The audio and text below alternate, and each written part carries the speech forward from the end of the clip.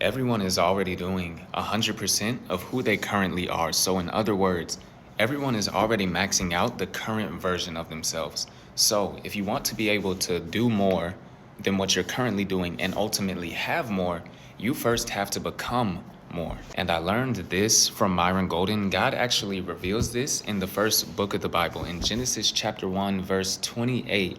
This was the first command God ever gave to mankind. Not the first commandment. The first command, he said, be fruitful, do multiply, replenish the earth, subdue it, and have dominion.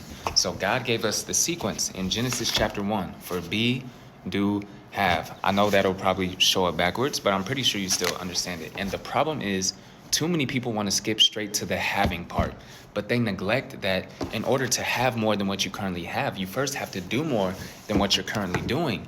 And the only way you can do that is by becoming a greater version of yourself. In other words, growing your capacity. You know, my wife has this thing where she always says, people are just being themselves, right? So anytime someone upsets me, she'll be like, babe, people are just being themselves, right? Or anytime someone disappoints me or anytime someone falls short of my expectations for them, she'll be like, babe, people are just being themselves. And there's so much truth to what she's saying because everyone is already maxing out the current version of themselves, right? So what she's saying is don't take it personal because they're giving 100% of who they currently are right now. So don't be mad at them. Everyone wants more, right? There's nothing wrong with that. It's human nature. And oftentimes our desire to have more is God-given. But we cannot neglect the blueprint that God gave us in the first book of the Bible that if we want to have more, we first have to become the type of person that he can trust with more. And you do that by growing your capacity because your growth will always stop where your capacity does.